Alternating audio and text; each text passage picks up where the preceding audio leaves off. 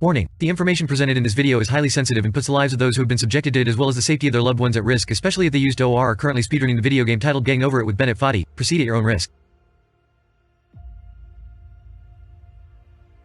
To get the full picture of the situation, we have to go back to the 1960s. A time where in the US there were lots of opportunities, economic expansion was in full swing, and the government was on their way to win the space race against the USSR. Everything was going well, until NASA managed to retrieve what was originally thought to be space debris from one of the older satellites of the Soviet Union. However, it soon turned out that the discovered object was, in fact, not from this planet, but an unidentified type of control system believed to have been developed by an extraterrestrial civilization far more advanced than humanity. Knowing how significant and valuable the object is, it was quickly decided by the government to refrain from disclosing any information to the public. After several weeks of research, a team of scientists found out that the machine can actually be used to control alien weaponry far more powerful than hydrogen bombs or anything else mankind could possibly develop within the next millennia. To gain complete control over the entire globe, all the government had to do was to find an effective way to utilize the control system to work in their favor, and they immediately started a project to train humans to be capable of doing exactly that. To the disappointment of the authorities, years went by without any noticeable success. The never-ending and tormenting practice routine has led to severe stress and frustration among the participants, and even the most talented and dedicated ones were still worse at controlling the weaponry than Justies is at using a recording software. In the mid-1970s, fundings for the project were reduced massively and the extraterrestrial object received little attention in the coming decades.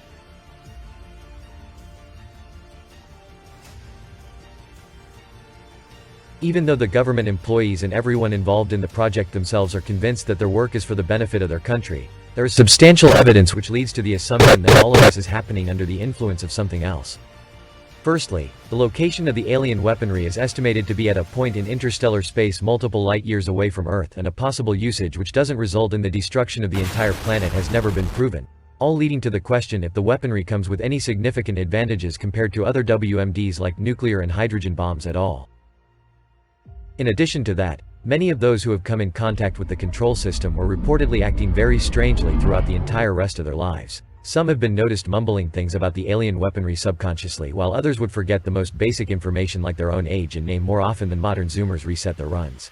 Furthermore, a paper accidentally published by the scientists who studied the control system, which was quickly deleted by the authorities, revealed that the extraterrestrial object was emitting a type of radiation which is still unidentified to this day and possibly the cause for the strange behavior of those involved.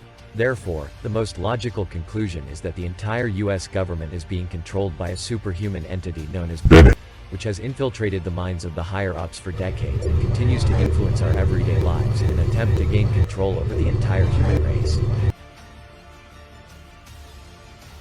Everything went just as Binit planned, until in the recent years, people like Binit Begins and Jazzo developed Getting Over It and Sexy Hiking respectively. To the discomfort of Binit and those under his control, the unique controls and movements the player is being introduced to in these games closely resemble the skills needed to control the alien weaponry. Since Sexy Hiking wasn't really popular in the early 2000s, Binit deemed it enough to leave Jazzo with only severe brain damage, but spare his life. I am the Yellow Ninja. When Getting Over It was released, however, the growing popularity of the game posed a threat to the superhuman occupier once again. Though this time, Binit didn't just want to eradicate the danger from existence, but he attempted to make use of it. With the help of the brainwashed authorities, a car crash was staged to cover up the murder of Binit Begins, since Binit estimated the creator of the game was too dangerous to be kept alive. Soon, the infiltration of the GOI community by Binit began, with several speedrun.com moderators falling under his control first. Few moderators managed to escape Binit's possession, while others are believed to have made a foul deal with Binit in order to achieve superhuman precision and speed. The brainwashed authorities, still believing they are acting in the interest of national security and totally oblivious to the entity they are being possessed by, simultaneously started to develop a hyper-intelligent AI with the name Blastbolt, a term believed to be a reference to the functionality of the alien technology. Not long after Binit's death, Blastbolt was to be released into the GOI community, closely observing every speedrunner and diverting the topic of conversation to himself whenever any thoughts to Binit's discontent arise, while at the same time slowly guiding the community towards mastering all skills needed to control the superhuman weaponry. A very woke individual named C7 the God revealed Binit's malevolent plans in an attempt to save the community, the entire world and all of the universe from the clutches of Binit. But it was too late. Binit already had a very tight grip on the GOI community, driving numerous speedrunner into madness and confusing some into using foolish off-meta strats along the ruthless path of exploiting their skills. And it was but a child's play for Binit to prevent C7 from crossing the line, drugging him into believing he had achieved sub 110 and thus keeping him quiet. The time when Blast Bolt reveals Sub 1 to the world is thought to be the point when Binit deems the community ready to be brainwashed altogether and controlled to follow his will and utilize every speedrunner skills in order to assist Binit in enslaving the entire universe. Sub 1 will lead to unimaginable chaos and suffering all over the world. It is to transform mankind into just one of many already present cogs in the unstoppable war machine. Doomsday is inevitable, and any kind of resistance against the superhuman entity we call Binit is useless. The God.